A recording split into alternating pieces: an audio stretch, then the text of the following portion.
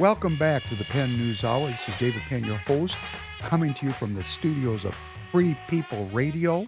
Free People Radio here in Minneapolis, Minnesota, the belly of the beast, where you can suffer with me under the rule of communists. And we are working tirelessly here to restore republicanism in the state of Minnesota. If you'd like to help, please go to tireget.com, tireget.com. That's tireget.com for your next set of tires, or visit the Free People Radio store. All kinds of things for you to dress up your house. And why am I asking for this? It's not that we're trying to get rich. We're trying to stay on air, to broadcast, and try to search for truth together. And that search for truth can take us into areas that are very uncomfortable.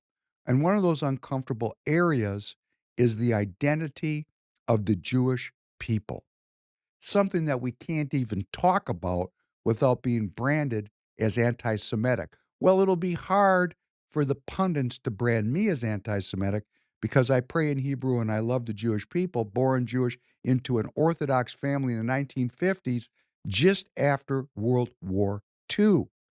Now, I was born here in America, as was my mother and father. But their families, their parents were new immigrants to this country.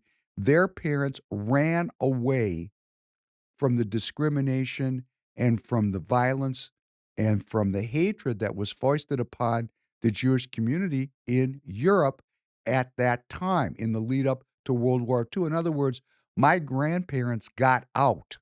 My grandparents got out, but their brothers and sisters, anyone that remained behind, they were killed in the Holocaust. So, my first comment to those who are anti Semitic and to those who believe the Holocaust was a construction of a conspiracy to have some kind of globalist outcome with Jews at the top of the heap.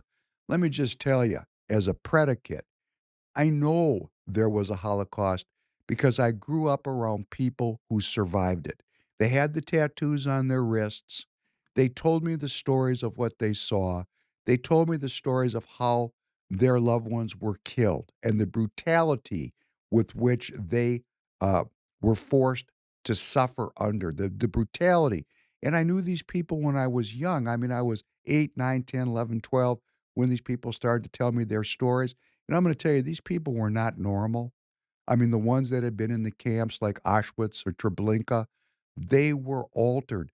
They were really the walking dead. They looked different. They sounded different. Their emotions were different. It was actually scary for me as a young kid just to be around them. And their stories led me, led me to have post-traumatic stress disorder.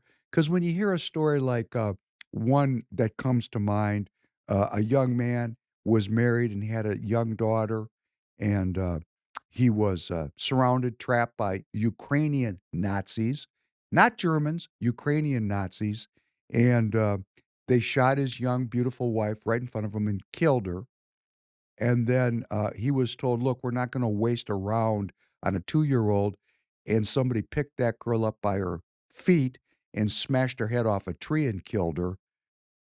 And then they shot him and left him for dead. And he survived with that bullet in his body for 3 years in the woods, in the wilderness, living like an animal until the end of the war when he was liberated and found his way to the West.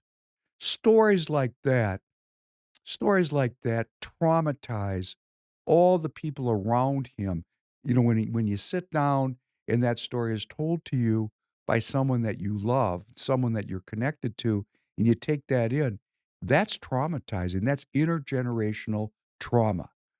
And I can understand um, why Jewish people have become bifurcated into several different groups. We got one group of Jewish people, they've assimilated. I mean, there's nothing Jewish about their lives at all except a memory of some kind of cultural affiliation. And then we've got another group that's out there that is actively working for peace in the Middle East. And let me just say, for those of you that are anti-Semitic. Um, about half the Jews in Israel are opposed to Netanyahu government's policy of unrestricted war against the Palestinians. So the Jewish community is not hegemonic in its um, beliefs. There's a lot of different beliefs.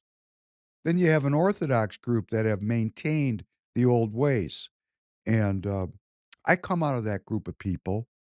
And when I was growing up, this was a group of people that was, really, they were fresh out of Europe. And they spoke the old languages. And they lived their lives dedicated to prayer and to really asking for forgiveness, because since the Jewish people started in the diaspora after the fall of Israel, this goes back 2,000 years, the Jewish people, generally speaking, accepted their diaspora as a punishment. When the Lord rebukes you, it's love. When the Lord ignores you, there's no love there. So the Jewish people, traditionally have embraced the rebuke for perceived mistakes that the community made.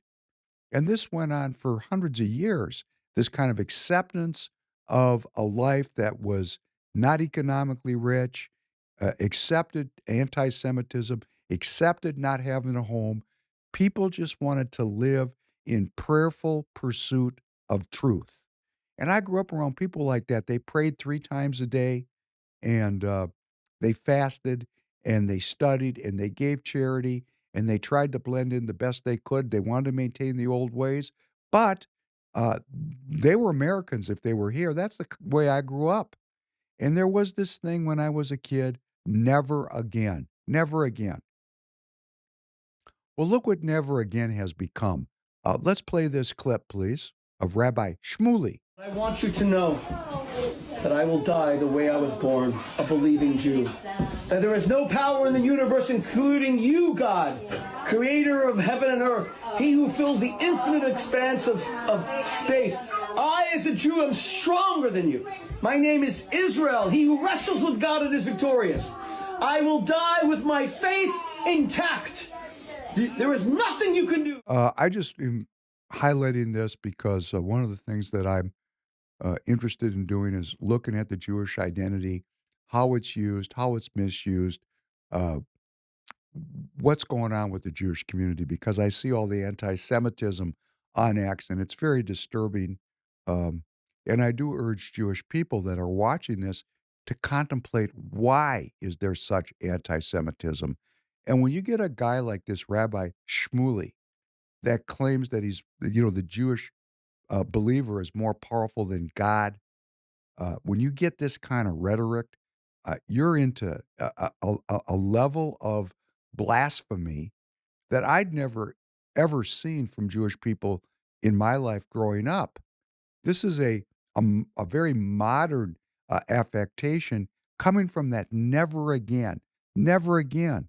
Because for the Jewish people of my generation, and even for Rabbi Shmuley's generation, we are the sufferers of post-traumatic stress disorder because, our families were destroyed in the Holocaust.